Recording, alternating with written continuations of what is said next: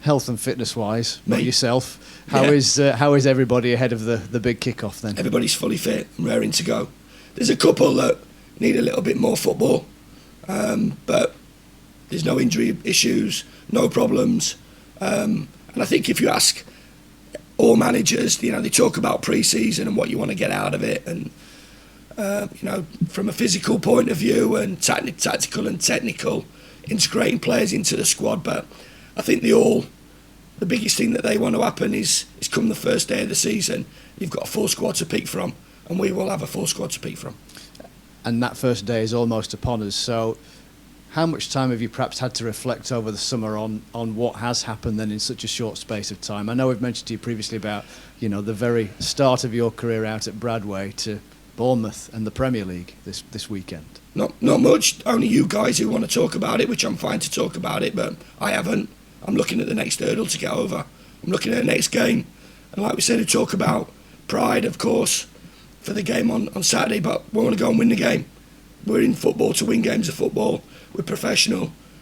To get to this stage, whether you're a player, a coach or a manager, you've got to have a mentality that, you don't pat yourself on the back and look at what you've done. You look forward to that next challenge, and my sole focus and the staff and the players is going and getting a result at Bournemouth. We had a fantastic last 3 years, and as I said, it's only you guys have really talked about it. I've not really wanted to talk about it, but I would, and I did.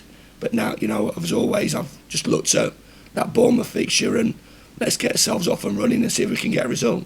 And how important then is it that within the squad there is a DNA of players who will feel they have something to prove, whether they're making their Premier League debuts on Saturday, have been there and are trying to make it and re-establish it themselves again, or are 36 and still feel as though they want to prove it at that level? We're at a different level to every Premier League club. We can't go and buy, somebody from Everton, or even if we did, we can't afford the wages. So we're at a different level. And you look at every player that's playing in the Premier League, or not every player. A lot of players started off in the Championship. They've started somewhere.